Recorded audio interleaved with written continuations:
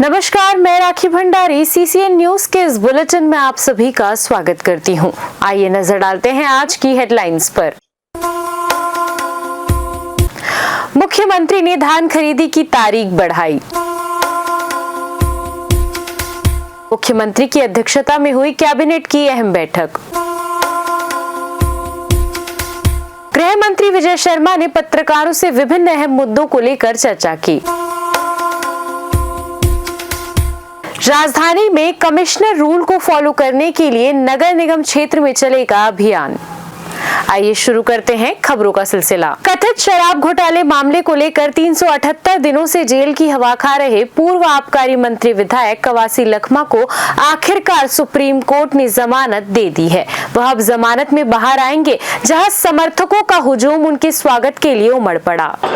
इस वक्त मैं राजधानी रायपुर के सेंट्रल जेल के ठीक गेट के सामने मौजूद हूं और ये वो क्षण है जब पूर्व आबकारी मंत्री कवासी लखमा की रिहाई बेल हो रही है और बेल की वजह से यहाँ पर आप देख पा रहे हैं कि समर्थक लोग भारी संख्या में मौजूद हैं, वो स्वागत करना चाहते हैं। 378 दिनों के बाद वो जेल से बाहर आ रहे हैं। सुप्रीम कोर्ट ने बेल दिया है, जमानत मिली है और जमानत के साथ ही यहाँ पर खुशी की लहर दौड़ गई है। कुछ लोग हैं, मैं बात करना चाहता हूँ। जी, आपका नाम बताइए। मैं डॉक्टर विशाल बड़ौदा बाजार आदिवासी कांग्रेस जिला अध्यक्ष हूँ। जी, कैसे पहुँचे आप यहाँ पे? हम आज दादी जी की छुट्टी हो रहा है वहाँ से जेल से, हाँ। इसलिए हम लोग लेने आए हैं। अच्छा, क्या तैयारियां हैं? क्या जश्न वश्न की तैयारी है? हमारे खूब तैयारी है। हमारे क्षेत्र से लेके हम 2-3 गाड़ी लेके आए हैं, हाँ। और दादी जी को लेके हम वहाँ जाएंगे। लगभग 1 साल बाद जमानत मिल रही है, कैसा इसे देखते हैं? हम ये सरकार का तानाशाही रवैया है, जिस प्रकार से जबरन हमारे दादी जी को अंदर कर दिए हैं जी, इसलिए हम उसको लेने आए हैं। जी, भाजपा के जो मंत्री हैं उनका एक बयान आया है कि जो कवासी लखमा है उसे मोहरा बनाया गया था। कितने समर्थन है आपका इस बयान? हमारे पूरे बीजेपी के समर्थन नहीं है। जिस प्रकार से अभी आदिवासी लोग पूरा परेशान हैं, जल जंगल जमीन को पूरा बर्बाद कर रहे हैं, इसलिए हम पूरा आदिवासी भाजपा के विरोधी में हैं। अच्छा, तो आप देख पा रहे हैं कि आदिवासी नेता की रिहाई है और आदिवासी जो समुदाय के कुछ लोग हैं उनका कहना है कि जल जंगल जमीन की लड़ाई है और इस वजह से हम बीजेपी का सपोर्ट तो नहीं करते हैं और अपने जो नेता हैं जो बाहर आ रहे हैं उनके स्वागत के लिए हम यहाँ पर खड़े हैं और स्वागत करेंगे। और उन्होंने बीजेपी सरकार को तानाशाह भी कहा है और तानाशाही रवैया भी कहा है। और कुछ लोग हैं, मैं उनसे भी बात करने की कोशिश करता हूँ, आप बने रहिए। जी, कैसे पहुँचे हैं यहाँ पर, बताइए। आज हमारे प्रिय पूर्व मंत्री जी सुकमा कोंटा विधायक माननीय श्री कवासी लखमा जी का आज जेल से रिहा होने की खबर हमें आई, तो हम अपने आप को रोक नहीं पाए कि हम अपने मंत्री जी, अपने विधायक जी से कब मिले। तो सुकमा क्षेत्र में तो इतना खुशियों से पूरा हर ब्लॉक में फटाका फोड़ा गया उनके आने की खुशी में, उनकी रिहाई की सुनवाई में। तो इतने खुश हैं सुकमा वासी कि हम बता नहीं सकते। और ये हमारे जिला पंचायत अध्यक्ष हैं, ये भी आए हैं और हमारे देश का कोई बड़ा नेता नजर नहीं आ रहा है, ऐसा नहीं लग रहा है आपको? अब इस विषय में तो नहीं कह सकती, बाकी हमें हमारे मंत्री जी पे बहुत ज़्यादा विश्वास है और वो इतने प्रिय हैं हमारे सुकमा वासियों के लिए कि उनका इंतजार हो रहा है वहाँ पर कि मंत्री जी कब छूटे, हम कब उनसे मिले। तो मैं नहीं है, उसके बाद भी आप लोग मंत्री मानते हैं? जी जी जी, बिल्कुल।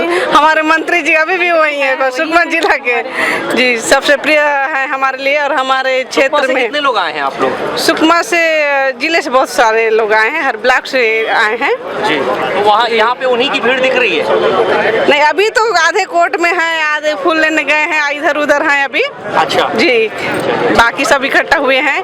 तो खुशी का ठिकाना नहीं है हमारे सुकमा वासियों के लिए और हम कांग्रेसियों के लिए गर्व की बात है कि हमारे नेता हमारे साथ होंगे आज। तो जी, बहुत ज्यादा केवल बेल मिली है जी, रिहाई नहीं हुई है। जी, ये आप मानते हैं, नहीं जानते हैं? जी जी, जानते हैं जी, जानते हैं ना जी। ठीक है। तो आप देख पा रहे हैं कि सुकमा से काफी संख्या में लोग आए हैं और वो खुशी मना रहे हैं और कुछ लोग और भी हैं हमारे साथ। जी बताइए, अपना परिचय बताइए।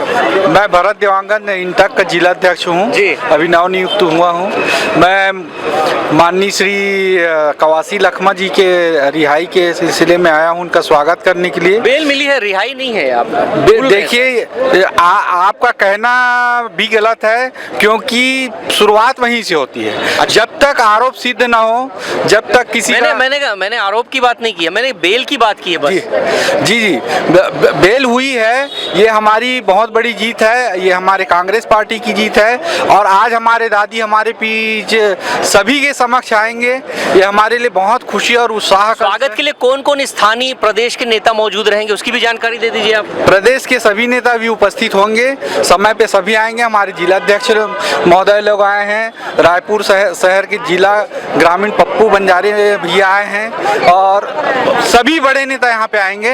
हमारे प्रभारी महोदय लोग भी सब आए हैं, तो सभी लोगों की उपस्थिति अनिवार्य रूप से रहेगी। क्या तैयारी है स्वागत के लिए, क्या तैयारी कर रहे हैं आप? स्वागत के लिए भव्य रूप से तैयारी किया गया है। पूरे कांग्रेस कमेटी के जितने भी सदस्य हैं, सभी लोग उनका स्वागत के लिए हमारे पूर्व मुख्यमंत्री माननीय श्री कवासी लखमा जी का भव्य रूप से स्वागत करेंगे। और पूरे प्रदेश को ये बता देना चाहेंगे कि भाजपा सरकार ने जो गलत नीति से हमारे मंत्री जी को आरोप भाजपा ने भी खुद कहा है कि वो उनको मोहरा बनाया गया है, इस बात पे कितने सहमत हैं आप?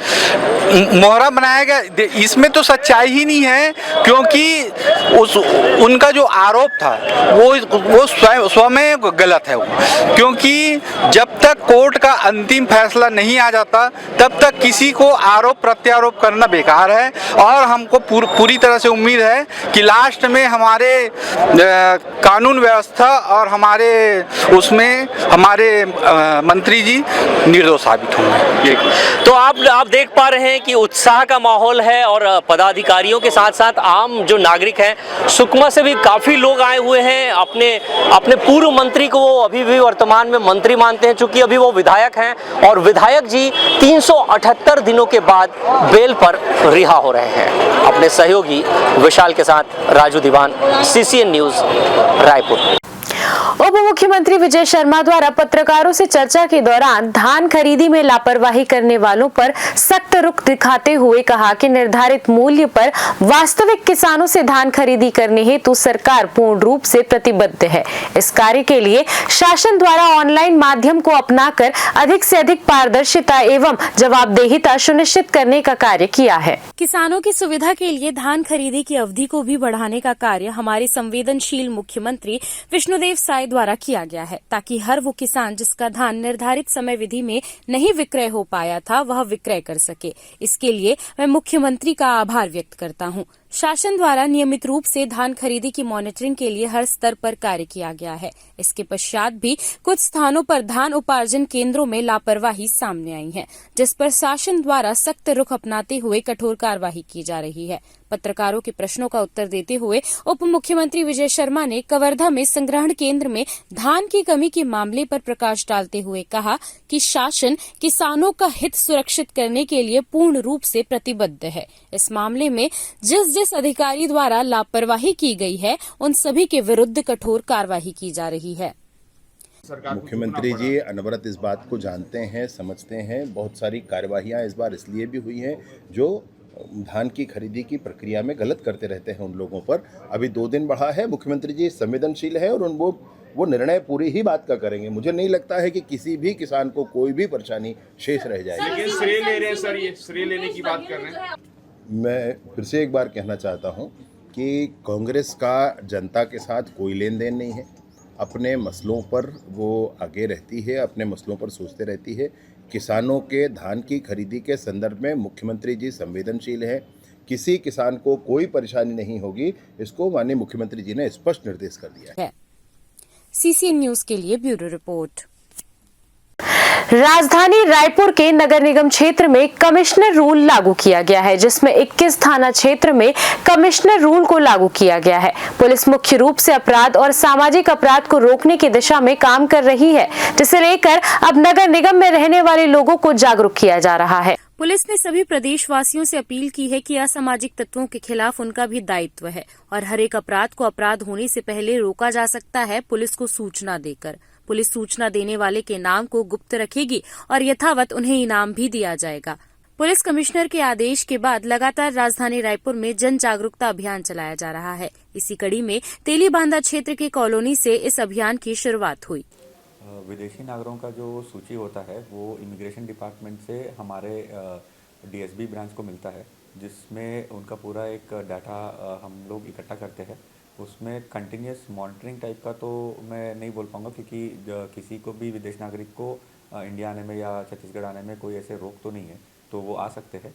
बट अगर उसके कुछ अपराध घटित होता है उन लोगों से, तो हमारे पास जो भी सूचना मिलती है मुखबिर के द्वारा या लोकल लोगों से, तो उस पर उचित वैधानिक कार्रवाई उस क्राइम के हिसाब से उनके ऊपर किया जाएगा। देखिए, अभी कमिश्नरेट व्यवस्था लागू होने के कारण ये इसको अभियान को प्रारंभ किया गया है और इसमें जो सोसाइटीज़ हैं उसमें हमारी पुलिस की संबंधित थाने की और संबंधित एसएपी वहाँ पे जाके एक चर्चा करेंगे और वहाँ की समस्याओं के संबंध में भी अवेयर होंगे। इसके अलावा जो पुलिस की प्राथमिकताएं हैं, विशेष करके नशे के खिलाफ कार्रवाई, साइबर फ्रॉड और यातायात जागरूकता, इस सभी के संबंध में भी जानकारी दी जाएगी। और कमिश्नरी की नई व्यवस्था और नए अधिकारियों के जो संरचना बनी है उसके संबंध में भी जानकारी दी जाएगी। इसमें प्रथम कार्यक्रम के तहत कल तेलीबांधा थाना क्षेत्र में तेलीबांधा बीएसयूपी कॉलोनी में इस अभियान का प्रारंभ किया गया है और वहां लोगों को इस संबंध में अवगत कराया गया है। इसके अलावा वहां की जो स्थानीय समस्याओं से भी हम जानकारी प्राप्त किए हैं और उसको समाधान करने का यथासंभव प्रयास किया जाएगा। नहीं, उसमें तो हम जनता से भी अपील ये किए हैं कि जो सूचनाएं देंगे वो सूचना दाता का नाम गुप्त रखा जाएगा और किसी भी तरीके से उसकी पहचान उजागर न हो, इसका भी प्रयास किया जाएगा। और जो नशे के खिलाफ, नशे से संबंधित जो काम कर रहे हैं उनके खिलाफ भी हम कड़ी कार्रवाई करेंगे। पूरी पुलिस का बुनियादी कार्य है मुख्यतः अपराधों का रोकथाम और अपराधों की खोजबीन, तो उसी की दिशा में ये प्रयास है। अपराधों के घटित होने से पहले हमको सूचनाएं मिले और नशे के खिलाफ जो कड़ी कार्रवाई हमारे द्वारा की जा रही है तो उस संबंध में सूचनाएं मिले और किसी भी तरह के अपराध की सूचनाएं मिले, इसी उद्देश्य को लेकर के ये कार्रवाई की जा रही है। सीसीएन न्यूज के लिए ब्यूरो रिपोर्ट। छत्तीसगढ़ के तेज तर्रार गृह मंत्री की चर्चा पूरे देश में होती है, जहां केंद्रीय गृह मंत्री भी छत्तीसगढ़ के गृह मंत्री का पीठ थपथपाते हैं। गृह मंत्री विजय शर्मा के 2 वर्ष की कार्यकाल की उपलब्धियां देखी जाए तो सबसे बड़ी उपलब्धि नक्सलवाद की समाप्ति को लेकर देखी जा रही है। गृह मंत्री विजय शर्मा ने विभिन्न विषयों को लेकर पत्रकारों से चर्चा की और अपनी प्रतिक्रिया दी। गृह मंत्री विजय शर्मा ने पूर्व आबकारी मंत्री कवासी लखमा की जमानत को लेकर अहम बातें कही है। उन्होंने कहा कि आदिवासी नेता को मोहरा बनाया गया है, असल जड़ कहीं और छुपी हुई है। साथ ही साथ उन्होंने अमेरिका डील को लेकर भी बातें कही हैं। वहीं एसआईआर पर ममता बनर्जी के विरोध पर कड़ी प्रतिक्रिया देते हुए गृह मंत्री नजर आए। न्यायालय के दरवाजे सबके लिए खुले हैं, परंतु ममता बनर्जी ये बताए कि घुसपैठियों को संरक्षण कब तक देंगे, और घुसपैठियों के नाम अगर कट रहे हैं तो ममता बनर्जी क्यों परेशान है। सिर्फ घुसपैठियों के नाम कट रहे हैं इसलिए वो इसका सड़कों पर विरोध कर रहे हैं, दिल्ली जाकर विरोध कर रहे हैं। ये देश के साथ न्याय नहीं है, देश के दूसरे क्षेत्रों के साथ न्याय नहीं है। आज रायपुर में भी हम जब घुसपैठिया पकड़ते हैं तो वो बंगाल के किसी एक जिले से अपना डॉक्यूमेंट बनाकर आया होता है। तो अगर यहाँ भी घुसपैठिया आ रहा है तो उसका कारण बंगाल की सरकार है, ममता बनर्जी की सरकार है। अपने उस सरकार को कैसे भी बचाने के लिए, अपने उस घुसपैठिए वाले वोट बैंक को बचाने के लिए ममता बनर्जी ये कर रही है। यही है, मैं आपसे पहले भी कहा मैंने कि राहुल गांधी जी और उनकी पूरी टीम वो पूरी कोशिश ये करते हैं कि संसद पे कोई बहस ना हो सके, संसद पे कोई चर्चा ना हो सके। अपनी बात उनको जो करनी है वो विषय से अलग, समय से अलग सब कुछ करना चाहते हैं। तो उनको बड़ी स्पष्टता से फिर से कहूँ, ये बात याद रखनी चाहिए कि वो भारत का महान संसद है, वो गांधी परिवार की प्रॉपर्टी कांग्रेस नहीं है। मैं सोचता हूं कि 15% भूभाग और 15% ही लगभग सशस्त्र बल नक्सलियों का शेष है, और उसको भी, उस पर भी काम करने के लिए हमारे बहुत से चैनल समानांतर काम कर रहे हैं। पूरी कोशिश है कि सबका पुनर्वास हो जाए। केंद्र की सरकार नहीं चाहती एक गोली चलाना और राज्य की सरकार भी एक गोली चलाना नहीं चाहती है। पुनर्वास एक अच्छी व्यवस्था है जिसके माध्यम से वो वापस आ भी रहे हैं, और शेष जो है उसके लिए भी बहुत स्पष्टता है कि सशस्त्र बल अपना काम करेंगे और जवानों की भुजाओं की ताकत के सामने कोई टिक नहीं पाएगा। नहीं, मैं इस विषय पर कि उनको इसके छूटने के आने पर कोई जश्न मनाना, इस समर्थन की बात पर मैं कुछ नहीं कहना चाहता, परंतु मैं ये जरूर कहना चाहता हूँ कि कवासी लखमा जी को मुख्यमंत्री विष्णुदेव साय की अध्यक्षता में मंत्रालय महानदी भवन में आयोजित कैबिनेट की बैठक में छत्तीसगढ़ गृह निर्माण मंडल और रायपुर विकास प्राधिकरण द्वारा बनाई गई और पूरी हो चुकी 35 आवासीय कॉलोनियों को नगर निगम और नगर पालिकाओं को सौंपने का निर्णय लिया गया। इन कॉलोनियों में खुले भूखंड, उद्यान और अन्य सार्वजनिक सुविधाएं शामिल होंगी। हालांकि आवासीय, व्यावसायिक और अर्ध सार्वजनिक बिक्री योग्य संपत्तियां इसमें शामिल नहीं होंगी। कैबिनेट की बैठक समाप्त होने के साथ ही मंत्रिमंडल के लिए निर्णय पर संचार प्रमुख सुशील आनंद शुक्ला ने तीखा प्रहार किया है। साय मंत्रिमंडल की आज की बैठक में जो फैसले लिए गए। रायपुर जिला एवं शहर ग्रामीण युवा कांग्रेस द्वारा प्रधानमंत्री नरेंद्र मोदी का पुतला दहन कर नेता प्रतिपक्ष राहुल गांधी को सदन में बोलने नहीं दिए जाने का आरोप लगाते हुए उग्र प्रदर्शन किया गया, जिसमें आरोप है कि केंद्रीय सरकार द्वारा सांसद में राहुल गांधी को 2020 के चीन संघर्ष से जुड़े पूर्व सेना प्रमुख जनरल मनोज मुकुंद नरवणे के खुलासों पर बोलने से रोकने एवं इन गंभीर इनपुट के बावजूद मौजूदा सरकार द्वारा उचित कार्यवाही न किए जाने के विरोध में ये वृहद प्रदर्शन किया गया, जिसमें प्रमुख रूप से विरोध प्रदर्शन में प्रमुख मांगे इस प्रकार रही। गलवान पर प्रधानमंत्री मोदी का जवाब, जनरल नरवे की पुस्तक का विमोचन किया जाए, शहीद हुए जवानों की खोई हुई जिंदगियों पर जवाब दे सरकार।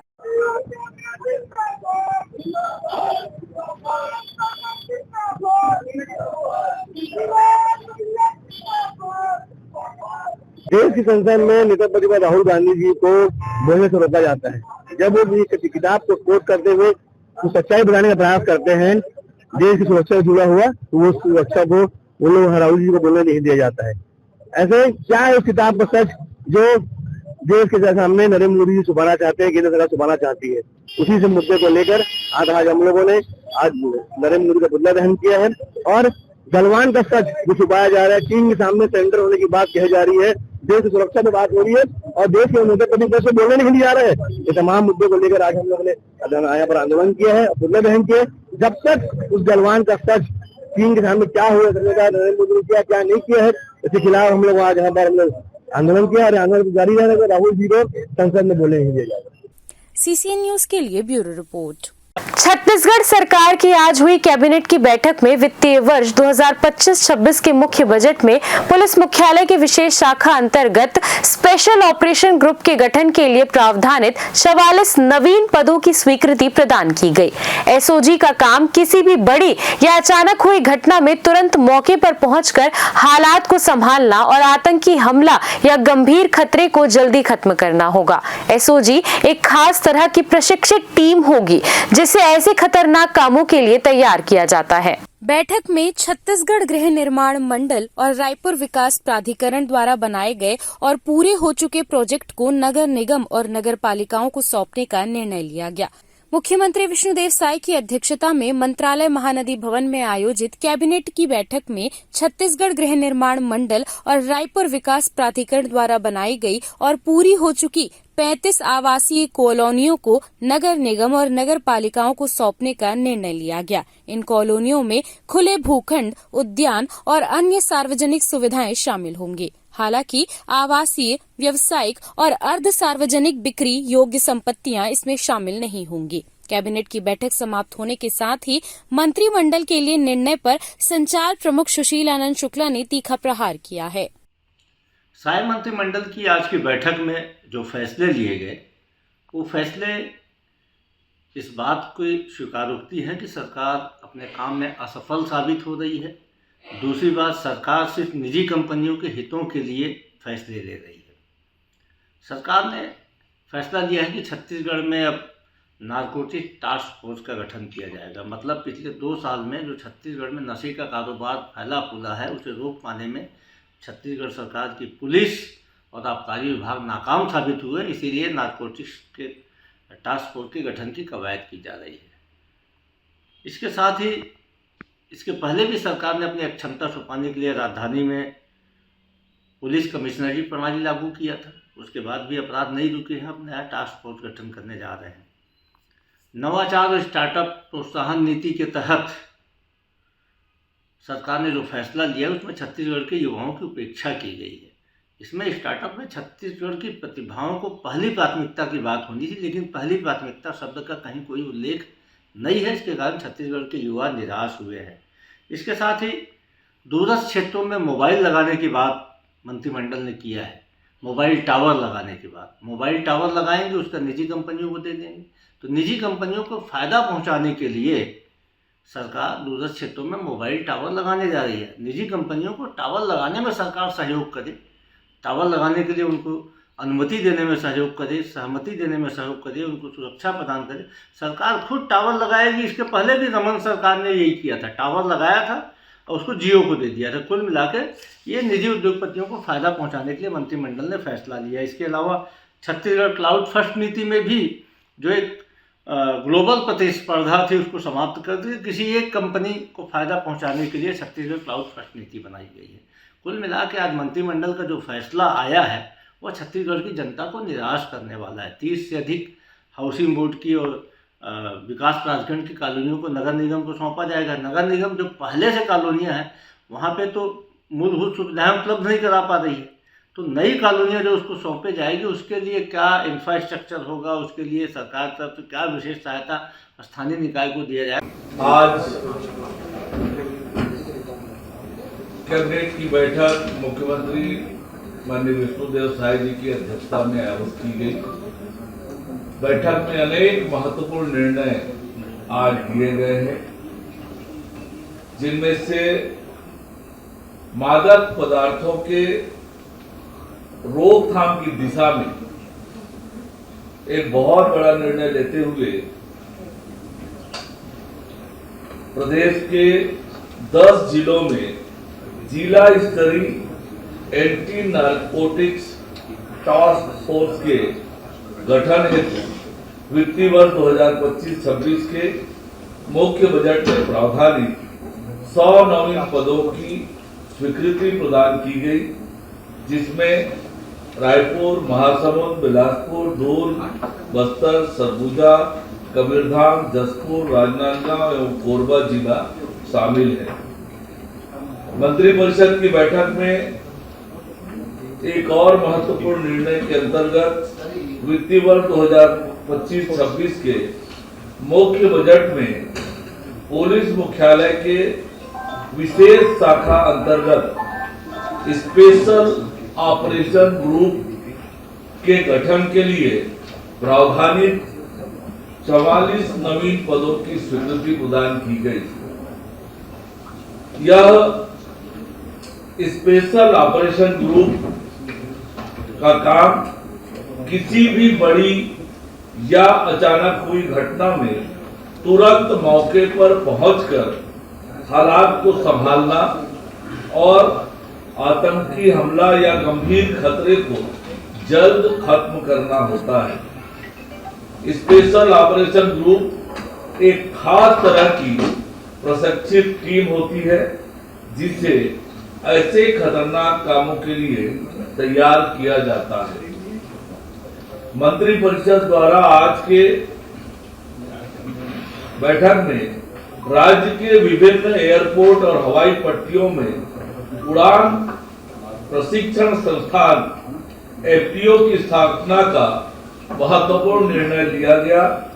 इसके संचालन के दिशा निर्देशों का अनुमोदन किया गया, जिसके तहत छत्तीसगढ़ में पायलट प्रशिक्षण की सुविधा के लिए राज्य में उड़ान प्रशिक्षण संगठन की स्थापना की जाएगी। विमानन क्षेत्र के बढ़ते हुए मांग को देखते हुए और युवाओं को रोजगार उपलब्ध कराने के लिए यह संस्थान उपयोगी होगा। इससे एयरक्राफ्ट रिसाइकलिंग, हेलीकॉप्टर बंकिंग तथा एरो स्पोर्ट्स जैसी सुविधाएं विकसित होगी। फ्लाइट ट्रेनिंग ऑर्गेनाइजेशन की स्थापना निजी सहभागिता से किया जाएगा। मंत्रिपरिषद द्वारा नवाचार और स्टार्टअप प्रोत्साहन नीति 2025-26 का अनुमोदन किया गया। इस नीति से स्टार्टअप इकोसिस्टम के साथ साथ इंक्यूबेटर्स एवं अन्य हितधारकों का विकास होगा। छत्तीसगढ़ को देश में एक प्रमुख नवाचार केंद्र के रूप में विकसित किया जा सकेगा। भारत सरकार के उद्योग संवर्धन एवं आंतरिक व्यापार विभाग द्वारा जारी स्टेट्स स्टार्टअप रैंकिंग में सुधार होने से राज्य में निवेश का आकर्षण बढ़ेगा। मंत्रिपरिषद द्वारा गृह निर्माण मंडल और रायपुर विकास प्राधिकरण द्वारा बनाई गई और पूरी हो चुकी 35 आवासीय कॉलोनियों को नगर निगम और नगर पालिकाओं को सौंपने का निर्णय लिया गया है। इन कॉलोनियों में खुले भूखंड, उद्यान, अन्य सार्वजनिक सुविधाएं शामिल होगी। हालांकि आवासीय, व्यावसायिक और अर्ध सार्वजनिक बिक्री योग्य संपत्तियां इसमें शामिल नहीं होगी। अभी इन कॉलोनियों का हस्तांतरण नहीं होने के कारण वहां रहने वाले लोगों को कई मूलभूत सुविधाएं नहीं मिल पा रही है। कॉलोनियों के रखरखाव के लिए निवासियों को दोहरा खर्च उठाना पड़ रहा है। एक ओर वे नगर निगम को संपत्ति कर दे रहे हैं, वहीं दूसरी ओर गृह निर्माण मंडल को भी रखरखाव शुल्क देना पड़ता है। इन कॉलोनियों के हस्तांतरण से नगरीय निकायों द्वारा वहां पानी, बिजली, सड़क, सफाई जैसी सुविधाएं दी जा सकेगी और कॉलोनी वासियों को अतिरिक्त रखरखाव शुल्क से राहत मिलेगी। मंत्रिपरिषद द्वारा नवा रायपुर अटल नगर में शासकीय विभागों तथा निगम मंडल के कार्यालयों के लिए नवा रायपुर अटल नगर विकास प्राधिकरण द्वारा एक वृहद बहुमंजिला भवन बनाने का निर्णय लिया गया है और वहां विभागों को स्पेस आवंटित किया जाएगा ताकि भूमि का पूर्ण उपयोग किया जा सके। मंत्रिपरिषद द्वारा अरपा सिरपुर क्षेत्र में सुनियोजित विकास और विकास कार्यों को गति देने के लिए संबंधित क्षेत्र में शासकीय भूमि के आवंटन का अधिकार संबंधित जिले के कलेक्टर को प्रदान किया गया है। गौरतलब है कि अरपा विशेष क्षेत्र विकास प्राधिकरण एवं सिरपुर विशेष क्षेत्र विकास प्राधिकरण का उद्देश्य संबंधित नदी तटीय क्षेत्रों का योजनाबद्ध और समग्र विकास करना है। इसके लिए मास्टर प्लान के क्रियान्वयन, भूमि नियोजन एवं नगर विकास योजनाओं को प्रभावी ढंग से लागू किया जाना आवश्यक है। विकास कार्यों को गति देने के लिए शासकीय भूमि का आवंटन जरूरी था। वर्तमान में दोनों प्राधिकरणों की वित्तीय स्थिति को देखते हुए शासकीय भूमि का आवंटन 1 रुपये प्रीमियम एवं भूपाटक पर किए जाने का निर्णय लिया गया है। साथ ही भूमि आवंटन के अधिकार संबंधित जिला कलेक्टरों को दिया गया है। मंत्रिपरिषद ने छत्तीसगढ़ क्लाउड फर्स्ट नीति को राज्य में लागू किए जाने की स्वीकृति प्रदान की है। छत्तीसगढ़ क्लाउड फर्स्ट नीति का प्रस्ताव छत्तीसगढ़ शासन के इलेक्ट्रॉनिक्स एवं सूचना प्रौद्योगिकी विभाग द्वारा प्रस्तुत किया गया। छत्तीसगढ़ क्लाउड फर्स्ट नीति के अनुसार राज्य के सभी विभाग, उपक्रम एवं स्वायत्त संस्थाएं केवल भारत सरकार के इलेक्ट्रॉनिक्स एवं सूचना प्रौद्योगिकी मंत्रालय द्वारा अनुमोदित क्लाउड सेवा प्रदाताओं या भारत में स्थित सुरक्षित डेटा सेंटर एवं डिजास्टर रिकवरी सेंटर से ही क्लाउड सेवाएं लेंगी। किसी विशेष या असाधारण आवश्यकता के लिए राज्य क्लाउड परिषद से अनुमति लेना अनिवार्य होगा। नीति के तहत क्रम प्राथमिकता वाले एप्लीकेशन एवं आर्काइव डाटा का क्लाउड माइग्रेशन वर्ष 2027-28 तक तथा उच्च प्राथमिकता सेवाओं का माइग्रेशन 2029-30 तक किया जाएगा। सभी नए एप्लीकेशन क्लाउड नेटिव तकनीक पर विकसित किए जाएंगे। कैबिनेट ने इस नीति में भविष्य में आवश्यक संशोधन करने के लिए इलेक्ट्रॉनिक्स एवं सूचना प्रौद्योगिकी विभाग को अधिकृत किया है। इस नीति से आईटी ढांचे में लागत में कमी, संचालन में दक्षता, बेहतर साइबर सुरक्षा, आपदा के समय सेवाओं की निरंतरता तथा नागरिक सेवाओं की 24/7 उपलब्धता सुनिश्चित होगी। साथ ही नागरिकों के डेटा की सुरक्षा, पारदर्शिता और ट्रैकिंग व्यवस्था और अधिक मजबूत एवं सुदृढ़ होगी। मंत्रिपरिषद द्वारा छत्तीसगढ़ राज्य में डिजिटल अवसंरचना को विस्तार देने के लिए मोबाइल टावर योजना का अनुमोदन किया गया है। भौगोलिक विषमता और वामपंथी उग्रवाद प्रभावित क्षेत्रों में मोबाइल कनेक्टिविटी सीमित होने से शासन की योजनाओं का प्रभावी क्रियान्वयन बाधित हो रहा है। इस योजना से मोबाइल टावर स्थापना हेतु चयनित सेवा प्रदाताओं को अनुमति और प्रशासनिक स्वीकृतियों की प्रक्रिया को सरल और समयबद्ध किया जाएगा। मोबाइल टावर योजना के अंतर्गत चयनित मोबाइल नेटवर्क विहीन बसाहटों में टावर की स्थापना की जाएगी।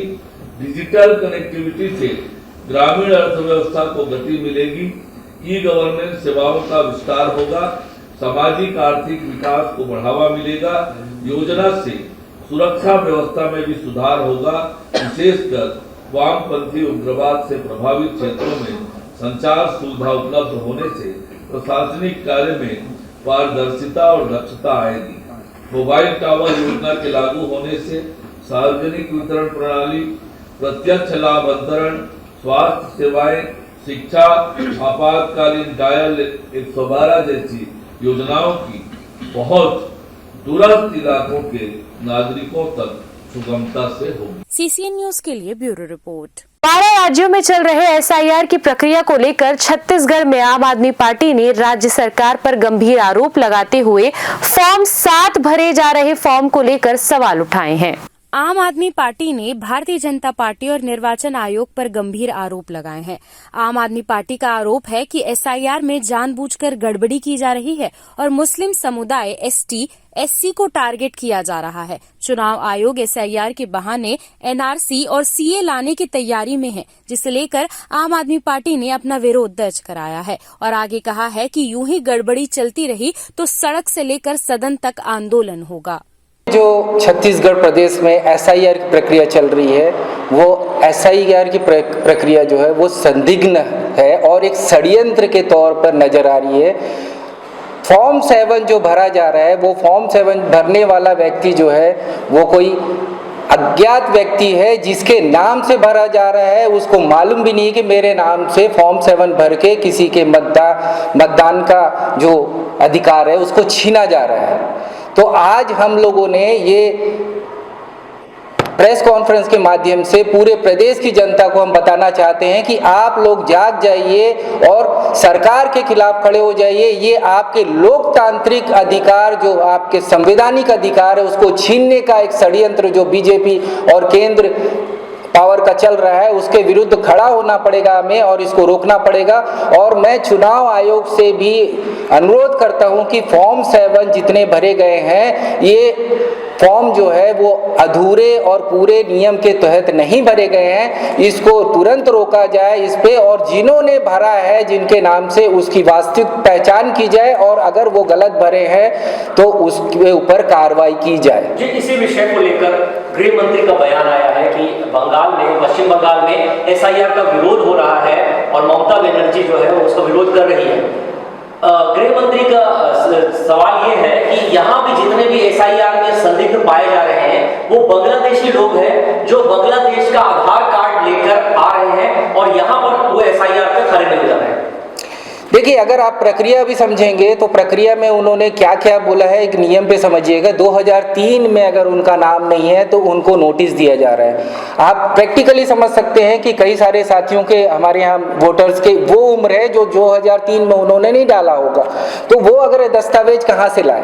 उनके फादर का दस्तावेज चल जाएगा, उनके पेरेंट्स का दस्तावेज चल जाएगा, इतनी जानकारी तो मुझे भी। उनके फादर बाहर के होंगे तो बाहर में अगर वोट नहीं डाले होंगे, अगर दूसरे प्रदेश से आए तो क्या वो इस प्रदेश में नहीं आ सकते? वो अपनी जीविका नहीं निभा सकते? संविधानिक उसका अधिकार है कि वो दूसरे प्रदेश में भी जाए और वहाँ के सिटीजनशिप बन सकते हैं अगर वो यहाँ के भारत के सिटीजन हैं तो।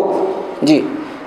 और फॉर्म 7 जो है, मैं आपको फिर बता रहा हूँ, फॉर्म 7 में आपने सारे फॉर्म में आवश्यक दस्तावेज, आवश्यक पहचान पत्र मांगे हैं। फॉर्म 7 जो ऐसा फॉर्म है जिसमें किसी के मतदान का अधिकार को छीना जा रहा है, आप वहाँ पे उनको कोई ऐसा जो है आवश्यक दस्तावेज नहीं मांग रहे हैं। साथ में हस्ताक्षर का भौतिक सत्यापन करना है, वो तक नहीं किया जा रहा है। वो जो फॉर्म है वो डायरेक्ट ऊपर तक पहुंच जा रहा है और वो देने वाला भी वो नहीं है, कोई और जाके वहां पहुंचा दे रहा है और उसको आयोग जो है एंटरटेन कर रही है, उस पर कार्रवाई की बात कर रही है। एक सवाल मेरा ये है कि आपने 3 वर्गों का जिक्र किया है, मुस्लिम, एसटी, एससी, तो आपका क्या मानना है कि वो बीजेपी को वोट नहीं करते?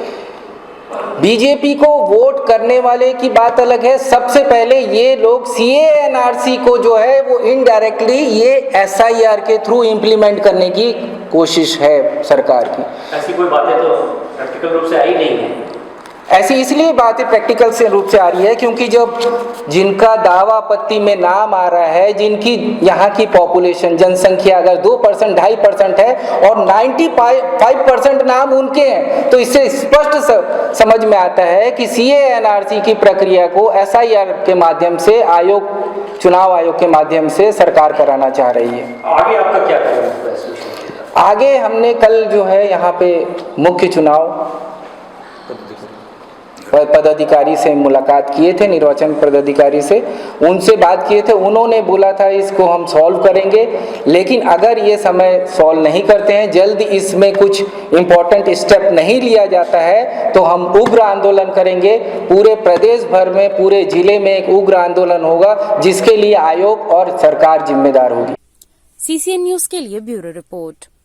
गुफा विज्ञान से जुड़े ऑर्गेनाइजेशन के वैज्ञानिकों ने राज्य सरकार, केंद्र सरकार से मांग की है कि ग्रीन गुफा में आने जाने पर प्रतिबंध ना लगाया जाए। जो पर्यटक इस गुफा में जाते हैं उन्हें जाने दिया जाए। संवेदनशील जगहों पर बैरिकेड्स लगाए जाएं और ग्रीन गुफा को भी जनता देख सके। साथ ही साथ गुफा विज्ञान से जुड़े वैज्ञानिकों की बेहद कमी है भारत में। ऑर्गेनाइजेशन ने गुफा विज्ञान से संबंधित विषयों को उच्च शिक्षा पाठ्यक्रम में जोड़ने की मांग की है ताकि इस विषय को लेकर और भी चीजें सामने आ सकें। प्रेस वार्ता को संबोधित करते हुए वैज्ञानिक ऑर्गेनाइजेशन के जयंत विश्वास ने सरकार से मांग की है कि गुफा विज्ञान से संबंधित जानकारियां अभी ना के बराबर है। हम अभी तक 10% ही गुफाओं तक पहुंच पाए हैं। इस विषय को सरकार उच्च शिक्षा में जोड़े और उच्च शिक्षा में जोड़ने के साथ ही भारत को बहुत से योग्य और विद्वान वैज्ञानिक मिल जाएंगे जो इस विषय को लेकर आगे शोध करेंगे। ऑर्गेनाइजेशन ने सरकार से मांग की है कि इसका संरक्षण और संवर्धन किया जाए, साथ ही साथ इसे आम लोगों के लिए भी खोला जाए ताकि आम लोग इस विषय से जुड़ सकें। मैं doctor Jayant Vishwas, president director national cave research and protection organisation. ये भारत का एकमात्र ऑर्गेनाइजेशन है जो कि गुफाओं के संरक्षक और उसके शोध पे काम करता है। आज का विषय ये है, जो ग्रीन गुफा को पर्यटक के लिए सुटेबल है या नहीं है, क्या ग्रीन गुफा में लोगों को जाना चाहिए। मैं निर्माण कार्य में कुछ नहीं कर रहा, मैं सिर्फ गुफाओं को देखने देना चाहिए या नहीं देना चाहिए, इस पे कुछ रोशनी डाला है जो आपको अभी तक मैंने कहा है। और मेरे ख्याल से ये गुफा जो है काफी आकर्षक है और जैसे कि आप जानते हैं ये साहिवाल के उससे बना है, तो इसमें लोगों को देखने देना जरूर चाहिए। और कुटुमसर केव जो है उसमें अगर ये हम गुफा को खोलते तो कुटुमसर केव में जो प्रेशर है आज की डेट में, एंथ्रोपोजेनिक प्रेशर है, टूरिस्ट का जो प्रेशर है, दिन में बहुत लोग आ रहे हैं, वो भी कुछ बढ़ जाएंगे, कुछ इस गुफा में जाएंगे, कुछ इस गुफा। तो इस हालत में क्या होता है, कुटुमसर गुफा को जो टूरिस्ट प्रेशर से जो नष्ट होने के चांसेस है वो भी थोड़ा कम हो जाएंगे क्योंकि टूरिस्ट बढ़ते ही चला जा रहा है और गुफा का वहन क्षमता पे अभी तक कोई स्टडी नहीं हुआ। तो मेरे ख्याल से जो वो केव में अगर खुलते हैं तो उसमें कोई घाटा नहीं है। लेकिन मैं आपको कोई भी ऐसा नहीं बोल रहा हूँ जो वहाँ पे कोई निर्माण कार्य कर रहे, वो देखिए वो इंजीनियर का काम है कि कौन सा करना चाहिए नहीं करना चाहिए, वो उनका काम है। और एक और मांग आपने रखी हुई है। हाँ, ये पाठ्यक्रम में हाँ, उच्च शिक्षा के पाठ्यक्रम में केस साइंस को जरूर वो किया जाए। पहले एक तो कंप्लेन रहता था कि हमारे पास कोई किताब ही नहीं था। ये एक किताब हम आपके लाइब्रेरी में देके जा रहे हैं। ये किताब में जो है वर्ल्ड के जितने भी बड़े बड़े साइंटिस्ट हैं, जो मेघालय के ढूंढे हैं, जो विश्व का सबसे बड़ा मछली ढूंढे, सबका चैप्टर्स है। इसमें 8 चैप्टर्स हैं और 8 चैप्टर जो है बहुत इंपॉर्टेंट है। इसको पूरा पढ़ने से ही आपको समझ में आएगा। तो मेरा गवर्नमेंट से रिक्वेस्ट है जो इसको पाठ्यक्रम में जरूर जोड़ा जाए, ताकि लोग आगे जो पढ़ के निकलेंगे उन्हें सही दिशा मिलेगा। जो खेल में क्या शोध करना चाहिए, क्या नहीं करना चाहिए, उसके अंदर क्या करना चाहिए नहीं करना। तो पान खा रहे हैं या गुटखा खा रहे हैं, उसका छिलका फेंक दे रहे हैं, तो वो सब करना चाहिए नहीं करना चाहिए, तभी उनको पता चलेगा। अभी हमारे देश में कहीं भी खेल साइंस को पढ़ाया ही नहीं जा रहा है। इसलिए मैं इसमें कोई भी आ जाए शोध करने कूद जाए, इसको मैं सपोर्ट नहीं करता। ये अभी ग्रीन ग्रुप का चर्चा में क्यों है? देखिए, ग्रीन गुफा काफिलों के लिए चर्चा में है क्योंकि ये प्रस्तावित है बहुत सालों से। ये कोई नया गुफा नहीं है। जैसे कि मैंने कहा, मैं 80 के दशक से इस गुफा में आ रहा हूँ और मेरे साथ बीच बीच में कुछ और लोग भी जाते होंगे, क्योंकि ये 80 के दशक से खुला हुआ है। इसका नाम पहले सलमा सितारा था।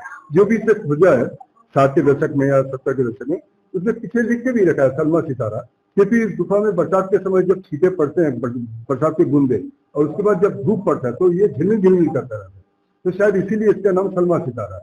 ये कोई नया गुफा नहीं है और ये कुतुबसर का पिछड़ा हिस्सा है, बैक साइड का, और बहुत नैरो पैसेज के साथ दोनों जुड़े हुए हैं। इसको संरक्षण की आवश्यकता है। संरक्षण तो देखिए, संरक्षण तो सबकी आवश्यकता है।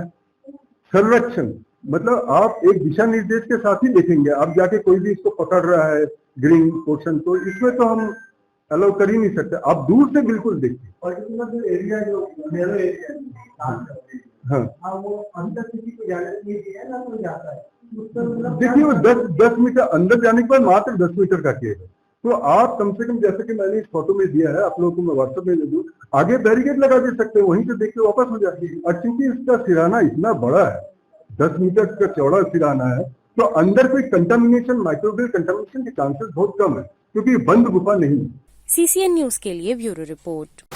पुलिस अधीक्षक धमतरी के निर्देश में जिले के अंतर्राज्यीय सीमावर्ती क्षेत्रों से आने जाने वाले वाहनों एवं संदिग्ध व्यक्तियों की सतत निगरानी एवं सघन चेकिंग की जा रही है। पुलिस अधीक्षक धमतरी के निर्देशन में जिले के अंतर्राज्यीय सीमावर्ती क्षेत्रों से आने जाने वाले वाहनों एवं संदिग्ध व्यक्तियों की सतत निगरानी एवं सघन चेकिंग की जा रही है। इसी क्रम में थाना बोरई क्षेत्र अंतर्गत चेक पोस्ट बोरई में लगातार वाहन चेकिंग अभियान चलाया जा रहा है। वाहन चेकिंग के दौरान यात्री बस नरेश क्रमांक CG07E 4433 जो कोरापुट से रायपुर जा रही थी, उसको रोककर चेक किया गया।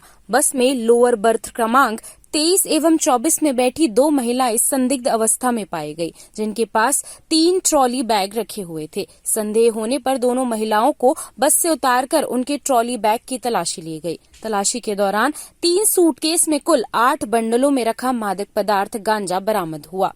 बरामद गांजे का कुल वजन 35 किलो 783 ग्राम पाया गया, जिसकी अनुमानित बाजार कीमत लगभग 17,90,000 रुपए बताई जा रही है। उक्त मादक पदार्थ को विधिवत जब्त किया गया। दोनों आरोपियों के विरुद्ध थाना बोरई में धारा 20B 29 NDPS एक्ट के तहत अपराध पंजीबद्ध कर वैधानिक कार्यवाही की गई है। आरोपियों को न्यायालय में प्रस्तुत कर न्यायिक रिमांड पर जेल भेज दिया गया है। धमतरी पुलिस द्वारा मादक पदार्थ तस्करी के विरुद्ध अभियान लगातार जारी है तथा आम नागरिकों से अपील की जा रही है कि किसी भी संदिग्ध गतिविधि की सूचना तत्काल पुलिस को दें। थाना बुरई में कल रात आकस्मिक चेकिंग के दौरान एक बस में, यात्री बस में 2 महिलाएं पकड़ी गई हैं और उनके पास से अटैचियों में रखा हुआ करीब 36 किलो गांजा, जो कि उड़ीसा से लाना ज्ञात हुआ है और रायपुर की तरफ जाना ज्ञात हुआ है। मामला अभी विवेचना में है तो अधिक डिटेल शेयर नहीं करेंगे, किंतु इस तरह का एक अच्छी कार्रवाई थाना बुरई में की गई है। सीसीएन न्यूज के लिए ब्यूरो रिपोर्ट। राष्ट्रपिता महात्मा गांधी ने भारतवर्ष को आजादी दिलाने के लिए सत्य और अहिंसा का रास्ता चुना। महात्मा गांधी ने अनेकों आंदोलन ऐसे किए जिसमें सत्य और अहिंसा का ही रास्ता था। ऐसे कई प्रमाण हैं कि सत्य के रास्ते पर चलकर विजयश्री का ताज होता है। साक्षात उदाहरण गांधी जी है, जिसे भारत सरकार ने महात्मा की उपाधि दी है। कृष्णा पब्लिक स्कूल सरोना में शहीदी दिवस में महात्मा जी के आदर्शों को याद किया गया और उन्हें भावभीनी श्रद्धांजलि अर्पित की गई। कृष्णा पब्लिक स्कूल में शहीदी दिवस मनाने का मुख्य कारण आने वाली पीढ़ी उस महात्मा जी को जाने जिन्होंने सत्य और अहिंसा के रास्ते पर चलकर अंग्रेजों की गुलामी से भारत माता को आजाद कराया।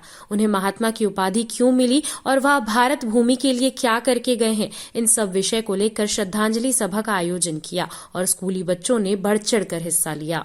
देखिए, महात्मा गांधी जी का जो शहादत दिवस है, इसमें मैं एक बात कहूँगा, बहुत सारी क्रिया प्रतिक्रिया तो होती रहती है प्रत्येक व्यक्ति के बारे में, लेकिन हमें जो गांधी जी से सीखने की प्रेरणा मिलती है वो ये है सत्य और अहिंसा। उन्होंने सत्य और अहिंसा के रास्ते पे चलकर देश में एक बहुत बड़ा आंदोलन खड़ा किया और उस आंदोलन को नज़रअंदाज नहीं किया जा सकता और भारत सरकार ने उन्हें राष्ट्रपिता का दर्जा दिया हुआ है। तो जैसे ही हमारे घर में कोई पिता का स्थान होता है तो वह भारत के राष्ट्रपिता हैं, तो इसलिए उनको नमन करना आवश्यक है। उनके द्वारा बताए गए आदर्शों को और जो अच्छी बातें हैं उनको ग्रहण करते हुए हमें आगे बढ़ना चाहिए। इसी तथ्य को मानते हुए कृष्णा पब्लिक स्कूल सरोना में यह कार्यक्रम आयोजित किया गया। CCN न्यूज के लिए ब्यूरो रिपोर्ट। इस वक्त के इस बुलेटिन में फिलहाल इतना ही। मुझे दीजिए इजाजत और आप देखते रहिए CCN न्यूज।